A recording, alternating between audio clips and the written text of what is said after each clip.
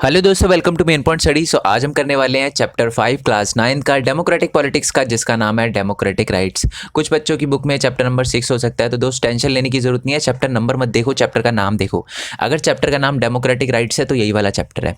Okay, तो chapter शुरू करने से पहले मैं बता दूं, चाहे आपकी सिविक्स हो, जियो हो, हिस्ट्री हो, इकोनॉमिक्स, सबका सिलेबस मैं खत्म करवा चुका हूं। एक एक चैप्टर, वो भी विद नोट्स, वो भी हैंड रिटन अपलोड कर चुका हूं मैं। सबका लिंक आपको नीचे डिस्क्रिप्शन में मिल जाएगा।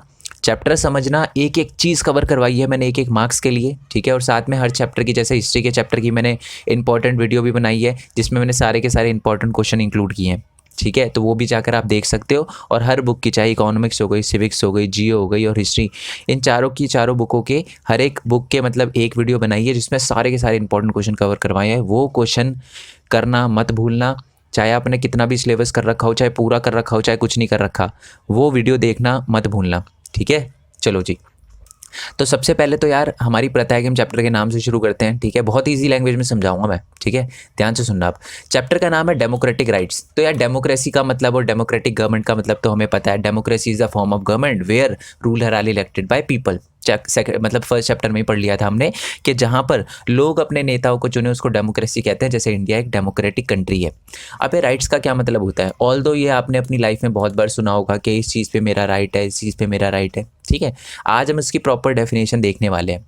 तो अब राइट्स की डेफिनेशन क्या है, ये प्रॉपर डेफिनेशन, ठीक है। एग्जाम में यही लिख कर आनी है। नोट्स लिखने का सबसे बड़ा मेरा मोटिव यही था कि बच्चे डायरेक्टली जो लिखा हुआ है ना, वही अपने एग्जाम में चेप के आ सके, ठीक है। तो इसलिए मैं कह रहा हूँ जो लिखा हुआ वही चेप के आना आप। ओके, अब राइट्स की डेफिनेशन क्या है? Rights are the reasonable claim of the person recognised by the society and sanctioned by the law, ठीक है। पहले तो इसे लर्न कर लेना। अब बहुत सारे बच्चे बोलेंगे सर समझ ही नहीं आया, मैं समझाता हूँ, ध्यान से सुनना। सबसे पहले तो ये वीडियो कुछ गवर्नमेंट स्कूल के बच्चे भी देख रहे होंगे, कुछ प्राइवेट स्कूल के भी बच्चे देख रहे होंगे, ठीक है। ऑल दो अभी कोविड-19 चल रहा है तो कोई बच्चा स्कूल में नहीं होगा, बट जब भी आप स्कूल में होंगे तो शायद प्राइवेट स्कूल का तो नहीं पता, बट गवर्नमेंट स्कूल में हर बच्चा एक ना एक बार अपनी लाइफ में भागता ही भागता है स्कूल से, ठीक है। अब मान लो कोई बच्चा खड़ा होता है गवर्नमेंट स्कूल में और वो बोलता है कि स्कूल से भागना मेरा राइट है। क्या स्कूल से भागना उसका राइट है? नहीं, स्कूल से भागना इसका राइट नहीं है। क्यों? क्योंकि वो रिकॉग्नाइज बाय द सोसाइटी नहीं है। कोई भी सोसाइटी ऐसी नहीं है जो बोले कि जी बच्चों को स्कूल से भागना चाहिए, और ना ही कानून में लिखा है कि बच्चे स्कूल से भाग सकते हैं, ठीक है। तो राइट वही चीज़ें होती है जो कि सोसाइटी भी एग्री करे जिस चीज़ पर, ठीक है, और साथ ही में कानून की नज़र में भी वो सही हो, ठीक है। आई होप ये आपको क्लियर हो गया। इसका दूसरा एग्जांपल लेते हैं जिससे आपको क्लियर हो जाए। मान लो आप अपने घर से बाहर निकले अपना बैट लेकर, और जो मिल रहा है रोड पे उसकी गुद्दी नापते जा रहे हो, उसको बैट से मारते जा रहे हो, ठीक है। तो अब कोई बंदा आपसे पूछता है कि जी आप ऐसा क्यों कर रहे हो? आप बोलते हो कि ये आपका राइट है। क्या वो आपका राइट है? लोगों को रोड पे बैट से मारना क्या आपका राइट है? नहीं, ये आपका राइट नहीं है। क्योंकि कोई भी सोसाइटी हामी नहीं भरती कि जी किसी भी बंदे को रोड पे ऐसे अफरा तफरी मचानी चाहिए, लोगों को मारना चाहिए। ना ही कानून में लिखा हुआ है कि आप दूसरे बंदे को मार सकते हो, ठीक है। तो राइट्स वही रीजनेबल क्लेम होते हैं जो कि रिकॉग्नाइज बाय द सोसाइटी और सैंक्शन बाय द लॉ हो। आई होप आपको समझ आ गया, मतलब सोसाइटी जिस पे एग्री करे और कानून जिसको माने। ओके जी, आई होप ये बात आपको क्लियर होगी। अब बहुत सारे बच्चे बोलेंगे सर पुलिस वाले भी तो मारते हैं। तो पुलिस वाले के पास भी अपने राइट्स है, उसकी ड्यूटी है, उसको काम मिला है, उसकी जॉब है वो कि वो बुरे आदमी को पकड़ के मारते हैं। तो वो भी उनके पास राइट्स है। ऐसा ही नहीं है कि वो किसी भी बेकसूर को मारने लग जाए, ऐसा नहीं कर सकते वो, ठीक है। आपने देखा होगा कि अगर कोई बेकसूर को मारता है पुलिस वाला तो उस पर भी केस हो सकता है। ओके, अच्छा, एक और बात ध्यान रखनी है आपको कि rights come with the obligation to respect others right. देखो, राइट्स के बाद हमें एक चीज़ याद रखनी है। अगर आपको राइट्स मिले हैं तो आपको ये भी बात याद रखनी पड़ेगी कि आपको दूसरे के राइट पे प्रॉब्लम क्रिएट नहीं करनी है। आपको दूसरे के राइट्स को नहीं छीनना। जैसे कि मैंने बताया कि आपने बोला कि जी मैं बैट बाहर लेकर निकला और सबको मारने लग गए आप, ठीक है। तो आपने बोला ये मेरा राइट है, मेरा फ्रीडम का राइट है, मेरी आज़ादी का राइट है, मैं आज़ाद हूँ, किसी को भी मार सकता हूँ। बट आप तो आज़ाद हो गए, बट जो दूसरा बंदा है उसकी तो आज़ादी खतरे में हो गई ना। अब वो सोच रहा है कि यार अगर मैं घर से बाहर निकलूंगा तो ये बंदा आके मेरे को मारेगा, तो अपने घर में ही रहेगा, तो उसकी फ्रीडम थोड़ी सी छिन रही है। तो इसलिए हमें याद रखना है कि अपनी फ्रीडम का यूज़ करना है, बट दूसरे की फ्रीडम का भी रिस्पेक्ट करना है, दूसरे के राइट्स का भी रिस्पेक्ट करना है। आप गोलियां चलाने लग गए रोड पे, ठीक है। आप कह रहे हो ये आपका राइट टू फ्रीडम है, मेरे को आज़ादी है कुछ भी करने की, बट आप खुद तो आज़ादी महसूस कर रहे हो, बट दूसरे के लिए तो बंदिशें लगा रहे हो ना। अब दूसरे घर से बाहर ही नहीं निकलेंगे तो उनका राइट छिन रहा है। तो इसीलिए राइट्स में एक चीज़ आपको याद रखनी है कि दूसरे के राइट्स की रिस्पेक्ट करनी है। ओके, अब जब ये सारे के सारे राइट हमारे कॉन्स्टिट्यूशन में और लॉ में लिखे गए हैं ना, तो इसलिए इसको डेमोक्रेटिक राइट्स कहते हैं, है ना। इंडिया एक डेमोक्रेटिक कंट्री है, कॉन्स्टिट्यूशन से चलती है, और कॉन्स्टिट्यूशन के अंदर ही, हमारे कॉन्स्टिट्यूशन के अंदर ही बहुत सारी बातें लिखी हुई है, राइट्स लिखे हुए हैं, तो इसीलिए हम उन राइट्स को डेमोक्रेटिक राइट्स कहते हैं। ठीक है, तो अगर आपको डेफिनेशन आती है तो यही लिखना है। अगर कुछ इंटेलिजेंट बच्चे हैं जिनसे थोड़ा बहुत याद हो जाता है तो ये 2 लाइन एक्स्ट्रा भी आप लिख सकते हो। ठीक है, मैं आपको बताते भी जा रहा हूँ कि आपको क्या लिखना है क्या नहीं लिखना। ठीक है, okay, when the fellow citizen और the government do not respect their rights और others right, we can call it violation of right. अगर कभी कोई दूसरा बंदा आपकी राइट्स की रिस्पेक्ट नहीं करता, मतलब वही जैसे मैंने बताया कि रोड पे गोलियां चलाते हुए निकल गया, तो आपके राइट की रिस्पेक्ट नहीं हो रही है ना। आप तो डर रहे हो कि कहीं वो गोली मेरे को ना लग जाए, तो इसलिए आप घर पे बैठे हो। तो जब कोई दूसरा बंदा या गवर्नमेंट भी आपके राइट की रिस्पेक्ट नहीं करती ना, तो आप कहते हो कि जी मेरा राइट का वायलेशन हुआ है। वायलेशन यानी टूटना, मेरा राइट का खंडन हुआ है, मेरे राइट का हनन हुआ है, मेरे राइट को तोड़ा गया है। ठीक है जी, और इस सिचुएशन में आप कोर्ट जा सकते हो। आप बोल सकते हो जी ये मेरी राइट, फ्रीडम ऑफ राइट को छीन रहा है, ये रोड पे गोलियां चला रहा है, मेरे को डर लग रहा है, मैं घर से बाहर नहीं निकल पा रहा, मेरी आज़ादी छीन रही है, तो आप कोर्ट में जा सकते हो डायरेक्टली। ठीक है, अपने राइट्स को बचाने के लिए। या गवर्नमेंट भी कुछ बुरा करती है, समझ रहे हो, आपके साथ, तो भी आप कोर्ट में जा सकते हो। ओके जी, आई होप आपको क्लियर हो गया हो। हमारे कॉन्स्टिट्यूशन के अंदर हमें फंडामेंटल राइट्स दिए गए हैं, ये वो राइट्स हैं जिनको कोई नहीं छीन सकता। ठीक है, गवर्नमेंट भी नहीं छीन सकती, जैसे right to equality, right to freedom, right against exploitation, right to freedom of religion, cultural and educational right, और राइट टू कॉन्स्टिट्यूशनल रेमेडी।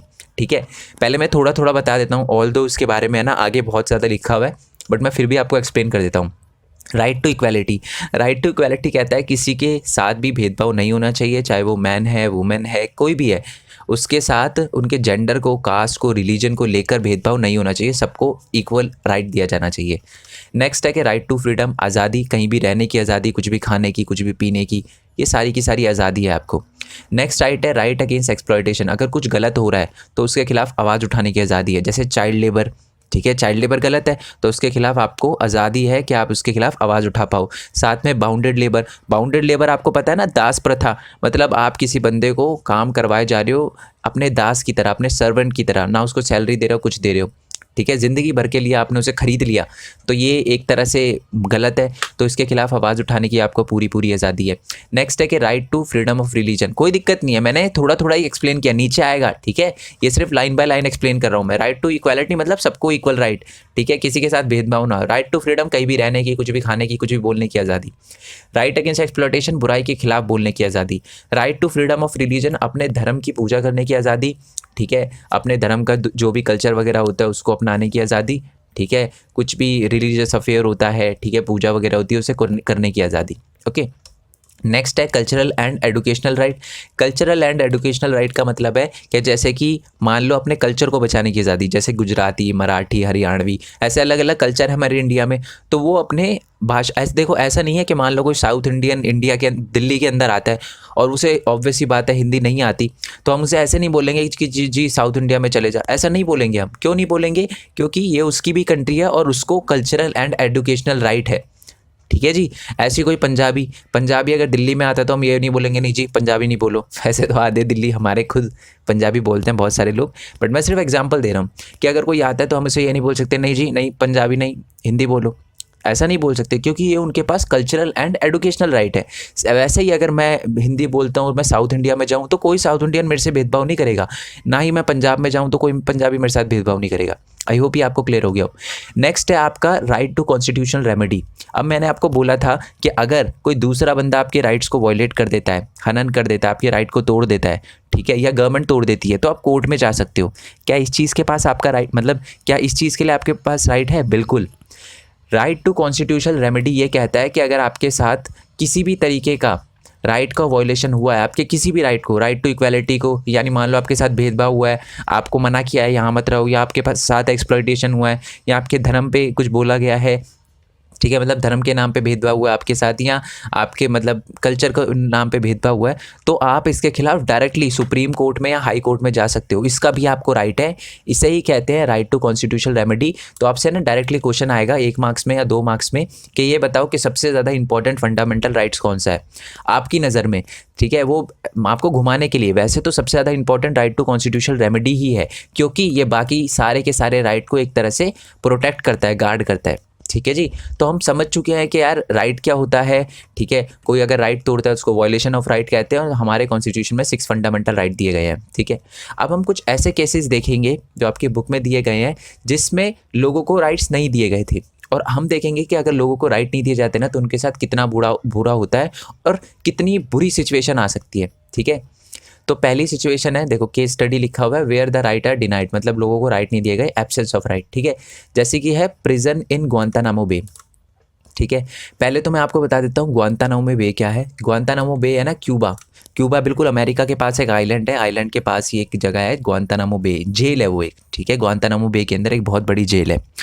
तो ये कहानी है एक तरह से। आपने 9/11 सुना है, मतलब एक टेररिस्ट अटैक हुआ था, उसामा बिन लादेन ने करवाया था, ट्विन टावर पे उसने पूरा हवाई जहाज क्रैश करवा दिया था, बहुत सारे लोग मरे थे अमेरिका के। तो अमेरिका ने पता है क्या किया उसके बाद, हर कंट्री से अलग अलग लोगों को पकड़ना स्टार्ट कर दिया, और जिन पे भी उनको शक था उनको पकड़ना स्टार्ट कर दिया, और जो ग्वांतानामो बे है ना वहाँ पर डाल दिया, ग्वांतानामो बे की जेल के अंदर डाल दिया, और वहाँ पर बहुत बुरा किया उनके साथ, बहुत बुरा किया। देखो कंफर्म नहीं था उनको कि आरोपी है भी या नहीं है, बट उनके साथ बहुत बुरा किया। मैं आपको बताता हूँ क्रिमिनल को भी राइट होते हैं कि उसको जज के सामने पेश किया जाता है, उसको लॉयर के साथ मिलने दिया जाता है, उसको बताया जाता है कि आपको हम क्यों पकड़ रहे हैं, बट ऐसा कुछ नहीं किया। ठीक है, अमेरिकन जो गवर्नमेंट थी या अमेरिकन पुलिस थी उन्होंने ऐसा कुछ नहीं किया, उन्होंने पकड़ पकड़ के जेल में डालना स्टार्ट किया, इंटेरोगेट करना स्टार्ट किया, ना उसकी फैमिली को बताया, ना उसको बताया कि आपको क्यों पकड़ा जा रहा है, और बहुत बुरी तरीके से मारना स्टार्ट कर दिया। ठीक है, और मैं आपको बता दूं एक है ना यूएन होता है, ठीक है, यूनाइटेड नेशन जिसको कहते हैं, यूएन है ना हर कंट्री पे नज़र रखता है। तो यूएन को जब ये बात पता चली कि जी अमेरिका तो ग्वांतानामो बे की जेल के अंदर इतना बुरा कर रहा है, तो उन्होंने सोचा कि अपना रिप्रेजेंटेटिव भेजे, है ना। तो जो अमेरिका थी उसने साफ मना कर दिया कि भैया हम नहीं सुनेंगे, हम नहीं आने देंगे आपको। तो आप खुद सोचो, जो हर कंट्री पे नज़र रखता है, एक तरह से सारी कंट्रियों को नज़र रखने वाला यूएन रिप्रेजेंटेटिव, उसको भी रोक दिया कि आप नहीं जा सकते।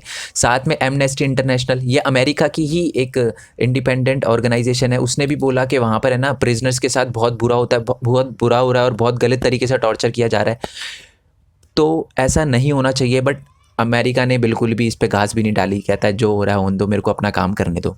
समझ रहे हो, तो लोगों के साथ इतना बुरा हुआ, समझ रहे हो, चाहे वो निर्दोष होते भी तब भी उनके साथ बहुत बुरा हो रहा था। यूएन के जो सेक्रेटरी थे, सेक्रेटरी जनरल उस टाइम के, उन्होंने बोला कि अभी के अभी ग्वांतानामो बे की जेल जो है वो क्लोज़ कर देनी चाहिए, बट यूएस की गवर्नमेंट ने मना कर दिया कि हम कोई क्लोज़ नहीं करेंगे, हमें जैसे करना है हम वैसे करेंगे।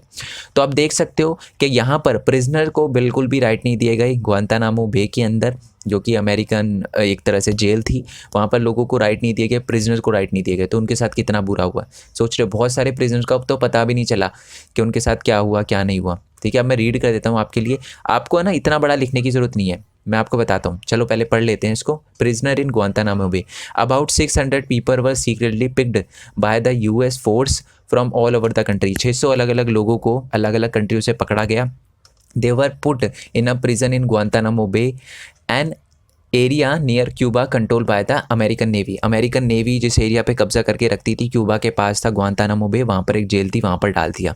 ठीक है, ये पता है क्यों किया गया था? American government said that they were enemy of the US and link to the attack on the New York on 11 सितंबर 2001, यानी 11 सितंबर 2001 को जो अटैक हुआ था, टेररिस्ट अटैक हुआ था, उसमें सारे के सारे लोग शामिल हैं और ये अमेरिका के क्या है, एनिमी है।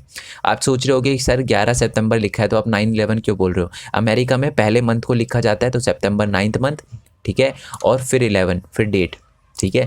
तो 9/11 के सारे मुजरिम हैं, इसलिए हमने उनको पकड़ा है, ठीक है, हमें शक है इन पे। In most of the cases the government of their country were not asked और even informed about the imprisonment. इसका मतलब है कि बहुत सारे केसेस में तो जो जैसे कि मान लो इंडिया से पकड़ा, तो इंडिया की गवर्नमेंट को ही नहीं पता था कि यार इसने हमारे लोगों को पकड़ा है, तो उन्होंने इंडिया की गवर्नमेंट को बताना भी से नहीं समझा, तो जिस जिस कंट्री से पकड़ा उनकी गवर्नमेंट को नहीं बताया। साथ में फैमिली ऑफ अ प्रिजनर, ठीक है, साथ में मीडिया और even UN representative were not allowed to meet them, मतलब किसी को भी मिलने नहीं दिया गया था उनसे। The US army arrested them, उन्होंने उसको पकड़ा, इंटेरोगेट किया और फिर उन्होंने तय किया कि इसको हम अपने पास रखेंगे या नहीं रखेंगे। मैंने आपको बोला ना कि एक प्रिजनर के पास ये राइट होता है कि उसको क्या मजिस्ट्रेट के पास पेश करना पड़ता है, लॉयर उसके साथ जज के सामने पेश करना पड़ता है। बट जो हमारी आर्मी थी, ठीक है, किसकी आर्मी, जो यूएस की आर्मी थी और यूएस की फोर्सेस थी, उसने ऐसा कुछ नहीं किया। कोई भी मजिस्ट्रेट के सामने पेश नहीं किया, ना ही यूएस के मजिस्ट्रेट के सामने और ना ही उन कैदियों को ये राइट था कि वो अपनी कंट्री के अंदर केस लड़ सके।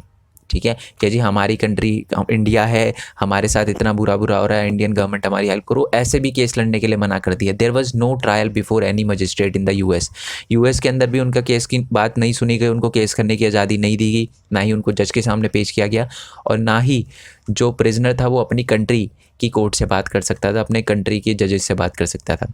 एमनेस्टी इंटरनेशनल मैं आपको बता चुका हूँ, ये भी एक क्या है, इंडिपेंडेंट ऑर्गेनाइजेशन है, ह्यूमन राइट्स के बारे में देखती है, लोगों के राइट्स के बारे में देखती है। उन्होंने report the that the prisoner were being torture in a way that violate the US law, मतलब बहुत बुरी तरीके से टॉर्चर किया जा रहा है, किसी के हाथ काटे जा रहे हैं, किसी के पैर काटे जा रहे हैं, मतलब अगर वो नहीं बोल रहे कुछ तो उनको बहुत बुरी तरीके से मारा जा रहा है। यूएन सेक्रेटरी ने तो इतनी बड़ी बात बोल दी थी कि ग्वांतानामो बे की जो भी जेल है उसको उसी के टाइम बंद कर देना चाहिए, पर यूएस गवर्नमेंट ने मना कर दिया, हम तो ऐसा नहीं करेंगे। तो हम देख चुके हैं कि अमेरिका ने कितना बुरा किया लोगों को राइट ना देकर, ठीक है, बहुत बुरा किया। अब हम दूसरी कंट्री देखेंगे that is citizen right in Saudi Arabia. Saudi Arabia के बारे में आई होप आपको पता हो, सऊदी अरेबिया में लोगों को बिल्कुल राइट नहीं है। वहाँ पर राजा रानी वाला सिस्टम चलता है, राजा का बेटा राजा, ये वाला सिस्टम चलता है। लोगों को बिल्कुल राइट नहीं है अपने नेता को चुनने का, जैसे कि इंडिया के अंदर हम क्या करते हैं, अपने नेता को चुनते हैं। बट जो सऊदी अरेबिया है वहाँ पर लोगों को ऐसा राइट नहीं है कि वो अपने नेता चुने। साथ ही में जो किंग होता है, ये किंग लिखा हुआ है, ठीक है, आई होप आपको ठीक से दिख रहा हो, अगर नहीं दिख रहा हो ना तो आप मेरे को बता देना, मैं इसकी दोबारा पीडीएफ बना के अपलोड कर दूंगा, ठीक है। जो किंग था उसने क्या किया था, लेजिस्लेचर को एज वेल एज एग्जीक्यूटिव को अपॉइंट करता था वो खुद ही, और जज को भी खुद ही अपॉइंट करता था, और वो कभी भी किसी भी जज का फैसला बदल सकता था। मतलब हमारे इंडिया में अगर कोई कोर्ट फैसला लेती है ना तो कोई भी गवर्नमेंट उसे नहीं बदल सकती, बट जो सऊदी अरेबिया में जो है वो किंग ही खुद चुनता था जज वगैरह को, और वो किसी का भी फैसला कभी भी बदल सकता था। Citizen can not form a political party, citizen को पॉलिटिकल पार्टी बनाने का भी राइट नहीं है, जैसे इंडिया के अंदर है, कोई भी पॉलिटिकल पार्टी बना सकता है, आप भी बना सकते हो, बट ऐसा राइट नहीं था किसको, हमारे सिटीज़न को सऊदी अरेबिया में। साथ ही में जो मीडिया थी वो भी कुछ गलत नहीं छाप सकती थी, किसके खिलाफ, राजा रानी के खिलाफ। तो वहाँ पर, और सबसे इम्पॉर्टेंट बात, वहाँ पर फ्रीडम ऑफ रिलीजन भी नहीं है, ठीक है। आप ना प्राइवेटली अपने धर्म की पूजा कर सकते हो, ठीक है, बट पब्लिकली नहीं कर सकते, ठीक है। जैसे every citizen is required to be Muslim, मुस्लिम होना उसके लिए ज़रूरी है। अगर वो नॉन मुस्लिम है, ठीक है, तो वो प्राइवेटली तो अपने धर्म को फॉलो कर सकता है बट पब्लिक नहीं कर सकता। ये थोड़ी गलत बात है, क्योंकि इंडिया के अंदर हर रिलीजन के को माना जाता है, सब पूजा कर सकते हैं, कीर्तन कर, जैसे होता है क्या, जैसे आप कीर्तन कर रहे हो, कोई पुलिस वाला गया, नहीं जी नहीं कर सकते, ऐसा नहीं होता ना। अभी तो चलो कोविड-19 चल रहा है, बट उससे पहले आप कभी ऐसा कभी रोका टोका नहीं गया होगा, क्यों? क्योंकि हमें यहाँ पर फ्रीडम ऑफ रिलीजन है। सऊदी अरेबिया में ऐसा नहीं है, अगर आप मुस्लिम हो तभी आप ऐसा कर सकते हो, बट अगर आप नॉन मुस्लिम हो तो आप घर में ही अपना कर सकते हो, जो कर सकते हो, कीर्तन वगैरह ऐसी कोई चीज़ें नहीं कर सकते आप, ठीक है। Women are subjected to many public restriction, और वुमेन को तो पता है आपको बहुत ज़्यादा प्रॉब्लम है, अगर उनके कपड़े थोड़े इधर से इधर हो जाते हैं तो उनको जेल में डाल दिया जाता है, ठीक है। और साथ ही में पब्लिक रिस्ट्रिक्शन है कि आप यहाँ नहीं जा सकती, यहाँ नहीं जा सकती, ये पूरा पहनना है, ऐसा कुछ करना है, तो ये बहुत गलत है, ठीक है। जो एक मर्द को दो औरतों के बराबर बोला गया है, कहाँ पर, सऊदी अरेबिया में, मतलब वोटिंग के तो नहीं, मतलब एक तरह से माना गया है कि एक मर्द दो औरतों के बराबर है, ये बोला गया वहाँ पर। तो हमने दूसरी कंट्री देख ली जहाँ पर लोगों को राइट नहीं दिए गए थे, दैट इज़ सऊदी अरेबिया। पहली थी अमेरिका, दूसरी थी सऊदी अरेबिया। तीसरा है एथनिक मैसेकर ऑफ कोसोवो। इस चीज़ को पढ़कर है ना आप अच्छे से समझ जाओगे कि यार लोगों को राइट्स देना क्यों इंपॉर्टेंट है। जब हम लोगों को राइट्स नहीं देते तो क्या हो सकता है ज़्यादा से ज़्यादा।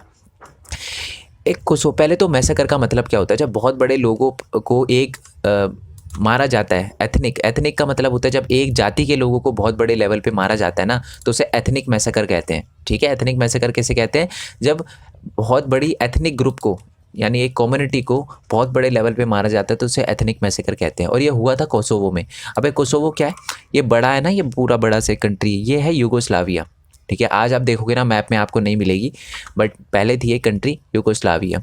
ठीक है, यूगोस्लाविया का एक छोटा सा पार्ट था, वो भी उस कंट्री के अंदर ही आता था, जिसका नाम था कोसोवो। ठीक है, अब देखो मैं आपको ध्यान से बताता हूँ, ध्यान से सुनना। ये जो यूगोस्लाविया है ना, पूरी कंट्री के अंदर जो मेजॉरिटी लोग रहते थे, ज़्यादातर लोग रहते थे, वो थे कौन? SERB, SERB।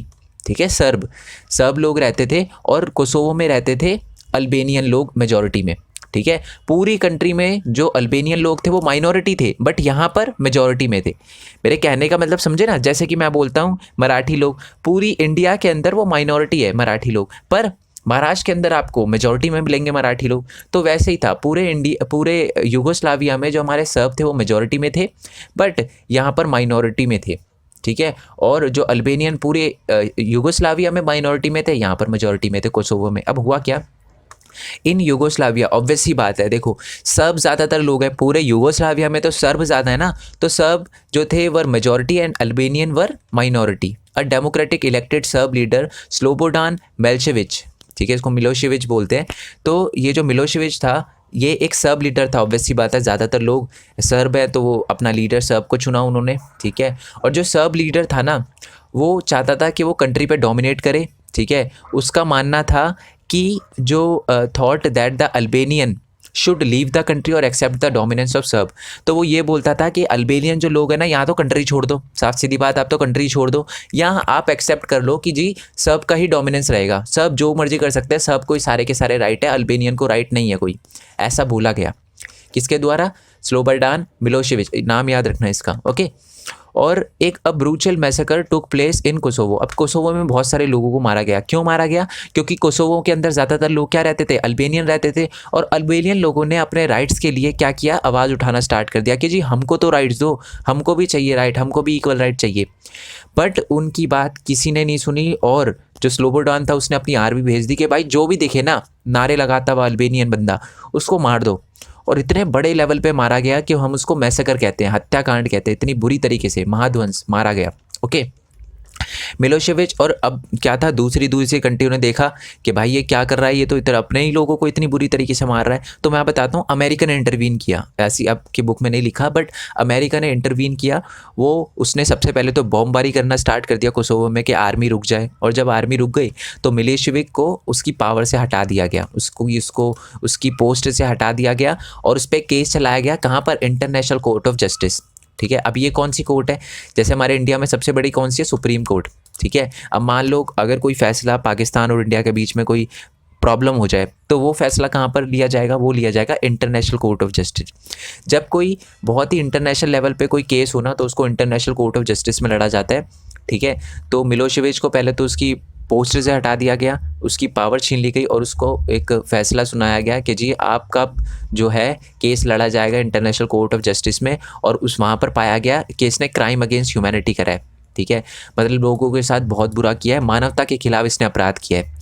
और इसी के रिज़ल्ट से फिर लोगों को समझ आ गया कि यार अल्बेनियन लोगों के साथ तो अभी नहीं तो बाद में बुरा होगा, क्योंकि सब मेजॉरिटी में है, स्लोबोडान और भी बुरा कर सकता है, और उसके जाने के बाद क्या पता कोई नया स्लोबोडान आ जाए, कोई नया लीडर आ जाए जो बुरा करे।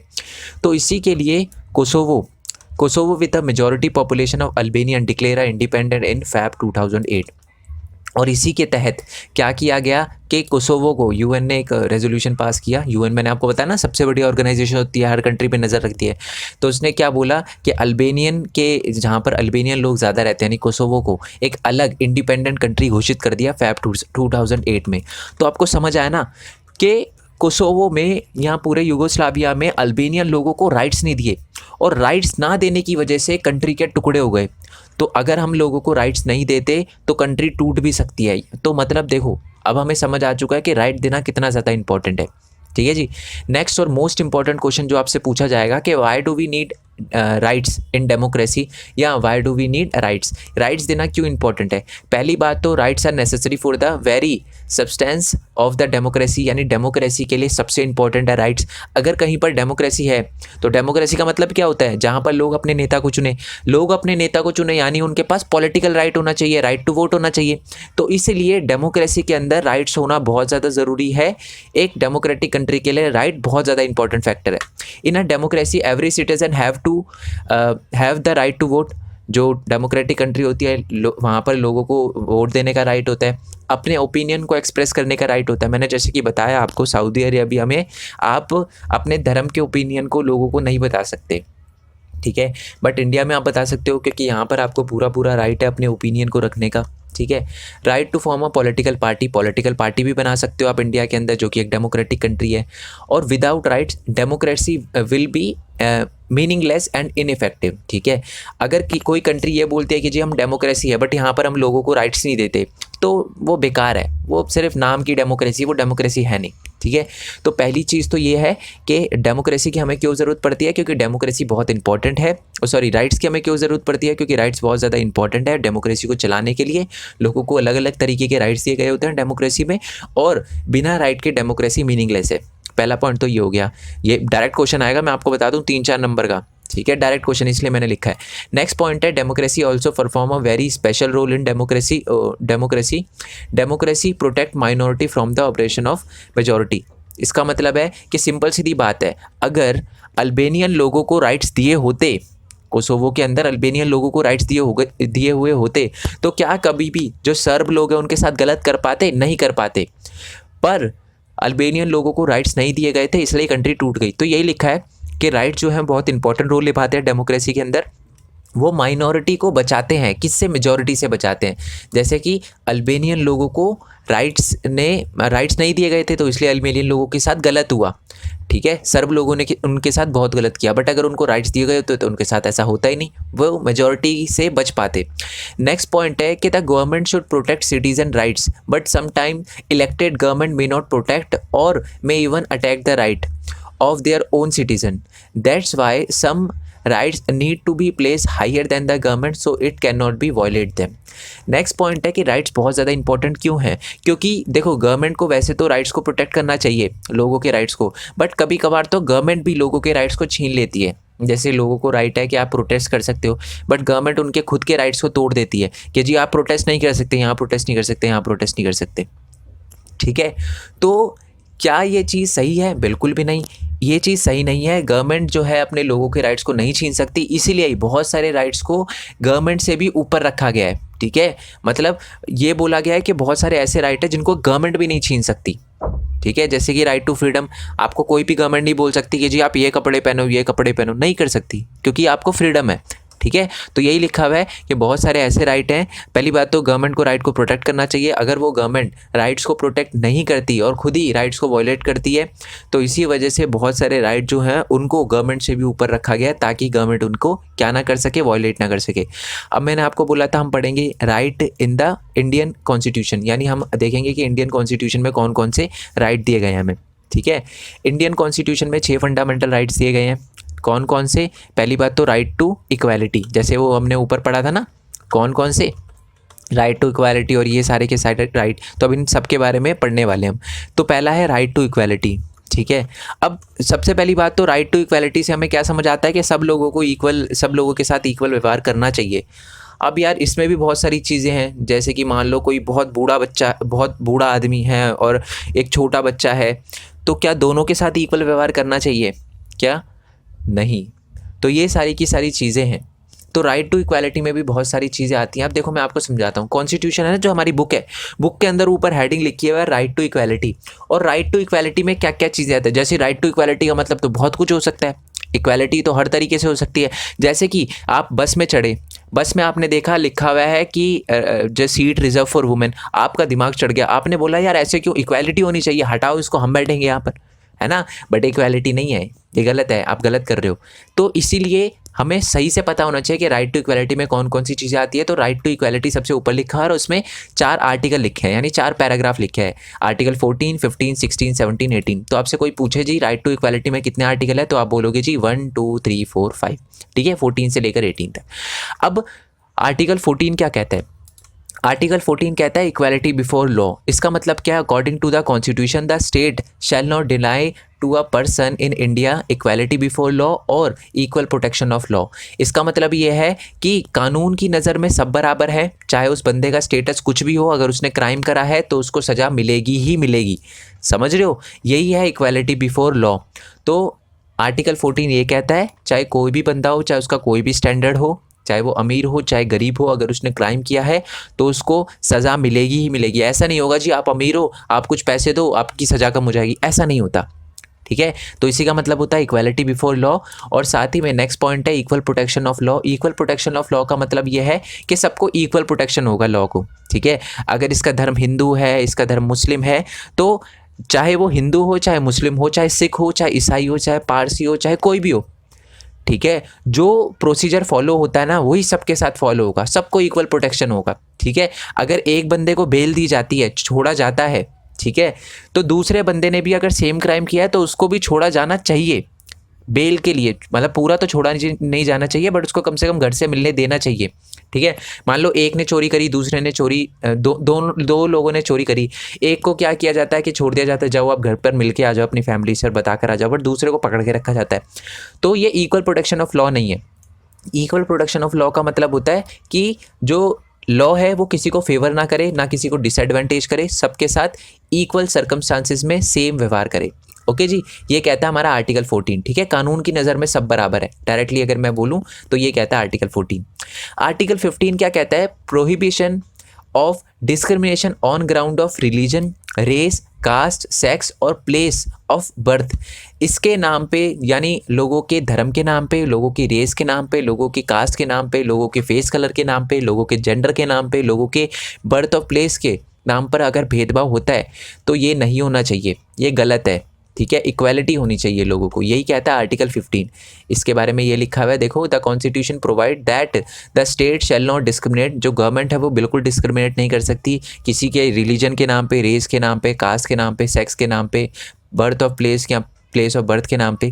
सिटीज़न जो है उसको हर तरीके की पब्लिक जो फैसिलिटी है उसको अवेल करने का पूरा पूरा हक है। उसको शॉप में जाना, कभी आपने ऐसा देखा है कि हमारे इंडिया में किसी शॉप में रोक दिया गया हो, नहीं नहीं नहीं जी आप तो क्रिश्चियन हो, आप तो आ ही नहीं सकते, नहीं आप हिंदू हो, आप नहीं आ सकते अंदर रेस्टोरेंट में, ठीक है। या किसी को रोक दिया हो, नहीं नहीं जी आप नहीं आ सकते, आप मुस्लिम। ऐसा नहीं होता हमारे इंडिया में। क्यों नहीं होता हमारे इंडिया में? क्योंकि इंडिया में आर्टिकल 15 दे रखा है, ठीक है। यहाँ पर किसी को भी पब्लिक एक्सेस करने का, पब्लिक जो प्लेस है वहाँ पर एक्सेस करने का, चाहे शॉप हो, रेस्टोरेंट हो, होटल हो, सिनेमा हॉल हो, ऐसी कोई भी जगह पर हो, वहाँ पर जाने का पूरा पूरा हक है, कोई इनको रोक नहीं सकता, ठीक है। Similarly there shall be no restriction with regards to use of well, tank, bath ghat, ठीक है, and road and playground etcetera, ठीक है। वैसे तो शायद आपको पता है या बात है नहीं पता, आपने देखा होगा कुछ गाँव में क्या होता है, थोड़ा थोड़ा डिस्क्रिमिनेशन होता है, ठीक है। जैसे कि लोगों को क्या किया जाता है, कुएं से पानी नहीं निकालने दिया जाता है ना, आपने सुना होगा शायद, मैंने देखा तो नहीं है कभी अपनी लाइफ में, टू बी वेरी ऑनेस्ट, झूठ नहीं बोलूँगा आपसे, बट मैंने सुना है, ठीक है। अगर आपके गाँव में कभी होता है, आपने कभी देखा है तो आप मेरे को ज़रूर बताना, ठीक है। तो क्या ये सही है? क्या लोगों के साथ ऐसे भेदभाव होना चाहिए कि आप इससे पानी निकाल सकते हो, आप की दूसरी कास्ट है आप पानी नहीं निकाल सकते? क्या ये सही है? बिल्कुल सही नहीं है। क्यों ये सही क्यों नहीं है? क्योंकि ये हमारे कॉन्स्टिट्यूशन के खिलाफ है। हमारा कॉन्स्टिट्यूशन आर्टिकल 15 कहता है, राइट टू इक्वालिटी में आर्टिकल 15 कहता है कि किसी से भी धर्म, जाति, caste, gender, place of birth के नाम पे भेदभाव नहीं होना चाहिए। कभी कभी लोग जेंडर के नाम पे भी भेदभाव करते हैं कि जी आप फीमेल हो, आप मेल हो, फीमेल को कम पैसे देने चाहिए, मेल को ज़्यादा पैसे देने चाहिए सैलरी में। तो ये भी गलत है। अगर ऐसा होता है तो वुमेन भी आवाज़ उठा सकती है, ठीक है। नेक्स्ट है आर्टिकल 16। आर्टिकल 16 क्या कहता है? Equality of opportunity in matters of public employment, यानी गवर्नमेंट जॉब में सबको इक्वल अपॉर्चुनिटी हो, सारे के सारे इक्वली अप्लाई कर सके, ठीक है। अब है ना, बहुत सारे बच्चों को इसमें थोड़ी प्रॉब्लम आएगी, बट मैं बताऊंगा इसका explanation. All citizen have equality of opportunity in matters related to employment और appointment to any position in the government, यानी गवर्नमेंट जॉब के लिए अगर आप अप्लाई करते हो तो सबको इक्वल अपॉर्चुनिटी है। बड़ा बहुत सारे, ये आर्टिकल 16 कहता है, बड़ा बहुत सारे बच्चों के माइंड में आ सकता है सर हमारे इंडिया के अंदर तो क्या होता है कि रिजर्वेशन होती है। रिजर्वेशन आपने सुना हो ना, आरक्षण, कि एससीओ के लिए इतनी सीट रिजर्व है, ठीक है, एसटी के लिए इतनी सीट रिजर्व है गवर्नमेंट जॉब में, ओबीसी के लिए इतनी। तो सर ये तो वायलेट कर रहा है हमारे आर्टिकल 16 को, कॉन्स्टिट्यूशन को, है ना। बहुत सारे लोगों के माइंड में आ सकता है, बट ये गलत है। जैसे कि मैं आपको एग्जांपल देता हूँ, ठीक है। कुछ बच्चे ऐसे होते हैं जो आपकी स्कूल में, आपकी क्लास में पढ़ते हैं, ठीक है, उनके लिए अलग पेपर आता है। जैसे कि कुछ बच्चे होते हैं जो थोड़ा सा जैसे कि कह सकते हो जिनको देखने में थोड़ी सी प्रॉब्लम आती है, तो उनके लिए अलग क्वेश्चन पेपर होता है, ठीक है। तो क्या, और आप, उनका थोड़ा आसान पेपर होता है, आपका थोड़ा मुश्किल पेपर होता है। तो आप बोल सकते हो नहीं सर जी इनका तो पेपर आसान है, हमको दो, ये इक्वालिटी रखो। नहीं, आप ऐसा नहीं बोल सकते, क्योंकि इक्वालिटी का मतलब ये नहीं होता कि सबके साथ इक्वल व्यवहार। इक्वालिटी का मतलब ये होता है कि सबको इक्वल तबके पे लाओ। आपके लिए वो वाला पेपर बहुत आसान हो सकता है, बट उस बच्चे के लिए जिसको देखने में बहुत प्रॉब्लम आती है, उसके लिए बहुत मुश्किल है, क्योंकि उसने कुछ पढ़ा ही नहीं। वो पढ़ेगा कैसे, क्योंकि उसको देखने में प्रॉब्लम होती है। तो इसीलिए इक्वालिटी जो है वो देना बहुत ज़्यादा ज़रूरी है। अगर आप एससी और एसटी और ओबीसी की बात करो, तो बहुत सारे ऐसे लोग हैं जो कि बहुत सारी फैसिलिटी अवेल नहीं कर सकते। जैसे कि मान लो गवर्नमेंट जॉब की बात करते हैं, तो एक बच्चा है जो बहुत अमीर है, महंगी बातचीत है, ठीक है, और दूसरा बच्चा है जो एससी एसटी या ओबीसी फैमिली से आता है, जिसका फैमिली बैकग्राउंड अच्छा नहीं है, तो वो बच्चा कोचिंग नहीं ले पाता। जबकि दूसरे बच्चे की बात करें जिसके पास पैसे ही पैसे है, वो कोचिंग ले पाता है, ठीक है। ऑब्वियस सी बात है, कोचिंग ली है उसने, मेहनत करी है, पढ़ाई करी है, ठीक है, उसको अच्छे से गाइड किया गया है, तो इसलिए वो अच्छे अच्छे नंबर लाता है, ठीक है, और उसका गवर्नमेंट जॉब में हो जाता है। बट एससी एसटी और ओबीसी इसलिए रह जाते हैं क्योंकि उनको इक्वल अपॉर्चुनिटी नहीं मिल पाती, उनकी कोचिंग वगैरह नहीं हो पाती, है ना। समझ रहे हो ना आप ये बात। तो इसलिए ही रिजर्वेशन दी गई है, ताकि उन दोनों लोगों को साथ में लाया जा सके, ठीक है। तो बेशक हम देखें उस बच्चे के लिए जिसने इतनी पढ़ाई करी है, उसको कोचिंग वोचिंग मिली हुई है, ठीक है, बट अगर एससी एसटी और ओबीसी की नज़रों से देखें तो उनके साथ गलत हो रहा है। क्यों? क्योंकि उनके पास इतनी फैसिलिटी नहीं है ना। तो यही बोला गया है कि दो reservation benefit and provide some section of the society, but this is not against right to equality, ठीक है। ये राइट टू इक्वालिटी नहीं है। जैसे कि आप अगर जैसे कि बस में भी आप देखते हो, बस में बोलते हो कि जी वुमेन के लिए सीट रिज़र्व है, तो आपको लगता है यार ये वुमेन के लिए सीट रिज़र्व क्यों है, मैन के लिए सीट रिज़र्व क्यों नहीं है। बट आप देखो वुमेन को भी थोड़ी सी प्रॉब्लम होती है। कभी कभी आपने देखा होगा बस में लोग ऐसे इतनी बुरी हरकत करते हैं, अगर कोई लेडी प्रेग्नेंट है तो उनको सीट नहीं देंगे। वैसे तो बहुत ज़्यादा देते हैं, बट कुछ ऐसे होते हैं अकड़ू जो देते ही नहीं है, मैंने खुद देखा है। तो ये गलत है, ठीक है। तो इसीलिए उनके लिए ये राइट बनाया गया कि अगर किसी लेडी को ऐसी प्रॉब्लम हो तो डायरेक्टली सीट रिजर्व कर दी कि आप बैठ सकते हो वहाँ पर, ठीक है।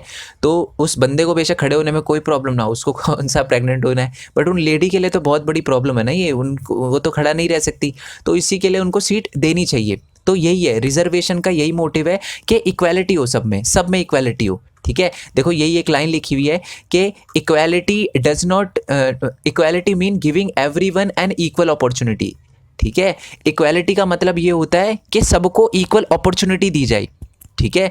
जैसे कि उस बच्चे के लिए जो क्लास में बैठा हुआ है, जो जिसको देखने में प्रॉब्लम होती है, उसको भी इक्वल अपॉर्चुनिटी दी जाए कि वो अच्छा स्कोर कर पाए, और उसके लिए पेपर इजी बनाया जाता है इसलिए, ठीक है। राइट्स टू इक्वालिटी इसलिए because equality does not mean giving everyone the same treatment no matter what they did, ठीक है। इक्वालिटी का मतलब ये नहीं होता कि सबको इक्वल ट्रीटमेंट दो, ठीक है। जैसे कि आप देखते हो कि वुमेंस के लिए लाइन अलग होती है, मेंस के लिए लाइन अलग होती है, या किसी बुजुर्गों के लिए लाइनें अलग होती है। तो आप ये नहीं बोल सकते कि अंकल जी आप बूढ़े हो तो क्या हो गया लाइन में लगो, नहीं बोल सकते ऐसा। क्यों नहीं बोल सकते?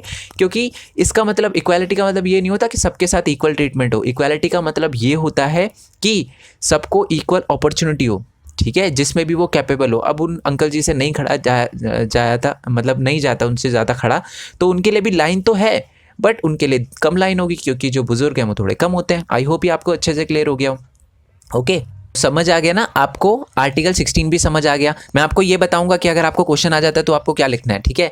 आर्टिकल 17 क्या कहता है? That is abolition of touchability. Untouchability ये छुआछूत वाली बीमारी होती है ना आपको, कि जी ये टच कर दिया मेरे को नहाना पड़ेगा, या इस जाति ने मेरे को टच कर दिया, तो ये भी गलत है, ये भी नहीं होना चाहिए। अगर कोई ये करता है तो उसके खिलाफ कंप्लेंट हो सकती है। और नेक्स्ट है कि अबॉलिशन ऑफ टाइटल्स। टाइटल्स यानी जी मेरा बाप तो ज़मींदार था, मैं भी ज़मींदार हूँ, मेरे को भी फ़ायदा मिलना चाहिए, तो ये नहीं होना चाहिए, ठीक है। आई होप आपको ये क्लियर हो गया हो। तो राइट टू इक्वालिटी में ये सारी की सारी चीज़ें आती है। अब एग्जाम में आपको क्वेश्चन आ जाता है तो लिखना क्या है। अगर आपको सिंपल आ जाता है ना कि ये बताओ कि एक्सप्लेन राइट टू आर्टिकल, ठीक है। तो आप सिंपल लिख सकते हो कि right to article include following points, आप ये लिख सकते हो, ठीक है। और अगर आपको थोड़ा सा अच्छा एक्सप्लेन करना है तो आप ये भी लिख सकते हो नीचे, ठीक है। अब आपको क्वेश्चन ये भी आ सकता है कि जी आर्टिकल 16 तो ये कहता है कि सबको इक्वल अपॉर्चुनिटी होनी चाहिए, फिर रिजर्वेशन क्यों दी जाती है, तो आपको ये लिखना है, ये वाला पॉइंट लिखना है, ठीक है जी, ठीक है। आई होप आपको समझ आ गया हो। या आपको बोला जा सकता है कि एक्सप्लेन आर्टिकल 15, आपकी बुक में वैसे आर्टिकल 15 नहीं लिखा बट मैंने लिख दिया है, क्योंकि कभी कभार क्या होता है प्राइवेट स्कूल में खासकर टीचर क्या करती है, थोड़ा सा अपना वो डाल देती है, एक्स्ट्रा दे देती है, फिर बच्चे कन्फ्यूज जाते हैं, सर ये तो बुक में लिखा नहीं था, ठीक है। सो आई होप आपको वीडियो अच्छी लगी हो। वीडियो अच्छी लगी हो तो लाइक करना, चैनल को सब्सक्राइब करना। अभी मैं आपको बता दूं एक पार्ट और रह रहा है, जैसे हमने राइट टू इक्वालिटी पढ़ा, नेक्स्ट पार्ट में मैं पूरा चैप्टर खत्म करवा दूंगा, पक्की बात, ठीक है। बट मैं कुछ चीज़ छुड़वाना नहीं चाहता, इसलिए मैंने आपको आराम आराम से सारी की सारी चीज़ें समझाई हैं, जिससे आप समझ भी पाओ अच्छे से। तो आई होप आपको राइट टू इक्वालिटी समझ आ गया। उसके बाद बाकी जो बचे हुए 5 आर्टिकल है वो भी हम पढ़ेंगे, आर्टिकल कह रहा हूँ सॉरी, जो फंडामेंटल राइट है वो भी हम अच्छे से देखेंगे, ठीक है। तो वीडियो अच्छी लगी हो तो लाइक करना, मैंने देखा है बहुत सारे बच्चे लाइक नहीं करते, तो लाइक करे करो यार, मोटिवेशन मिलती है। साथ में चैनल को सब्सक्राइब करके शेयर करे करो। हमारी 48,000 की फैमिली क्रॉस हो चुकी है, कभी नहीं सोचा था क्रॉस होगी 40,000, बट आज हो चुका है, तो thank you so much each and everyone, ठीक है। तो मैं बस इतना चाहता हूँ कि आपके अच्छे से अच्छे मार्क्स आए, तो जितना भी एफर्ट करना पड़ेगा मैं ज़रूर करूँगा, ओके। तो जितना हो सके वीडियो को शेयर करना, ओके। और साथ ही मैं बता दूं यार, मैंने एक न्यू चैनल बनाया, वो आप ही के लिए बनाया, ठीक है। अभी तक मैंने उस पर कुछ अपलोड नहीं किया, फिर भी उस पर 2100 से ज़्यादा सब्सक्राइबर हैं। क्यों? क्योंकि वहाँ पर मैं अपनी यूट्यूब जर्नी के बारे में बताने वाला हूँ। मैं ये बताने वाला हूँ कि मैंने यूट्यूब से कैसे अर्न किया और आप यूट्यूब से कैसे अर्न कर सकते हो, ठीक है। और भी बहुत सारे अलग अलग प्लेटफॉर्म है जिसके बारे में मैं वहाँ पर बताने वाला हूँ, तो उस चैनल को सब्सक्राइब कर लेना। और मोस्ट इंपॉर्टेंटली सब्सक्राइब करने के बाद नोटिफिकेशन बेल दबा देना, क्योंकि अगर आपने नोटिफिकेशन बेल नहीं दबाया ना तो आपके पास नोटिफिकेशन नहीं आएगा, ठीक है। फिर आप बोलोगे कि सर पता ही नहीं चला आपने वीडियो कब अपलोड कर दी, क्योंकि मैं पहली वीडियो के साथ ही धमाका मचाने वाला हूँ, ठीक है। और जो मैंने आपको बोला कि आप चाहो तो मेरे को इंस्टाग्राम, फेसबुक, ट्विटर वगैरह पे फॉलो कर सकते हो। नोट्स के लिए आप टेलीग्राम चैनल पे जा सकते हो, वहाँ पर आपको मिल जाएंगे, नहीं तो डिस्क्रिप्शन में जीपी लिंक दे रखा होगा, जीपी लिंक से कैसे नोट्स डाउनलोड करना है उसकी भी वीडियो नीचे डिस्क्रिप्शन में दे रखी होगी, ठीक है। सो नेक्स्ट वीडियो के लिए स्टे ट्यून, नेक्स्ट चैप्टर के लिए स्टे ट्यून। तब तक के लिए थैंक यू सो मच। जय हिंद, जय भारत, वंदे मातरम। और एक और पार्ट अभी रहता है, ठीक है, मैं जल्दी ही अपलोड कर दूंगा वो, कल या परसों। Okay, bye bye and thanks for your support.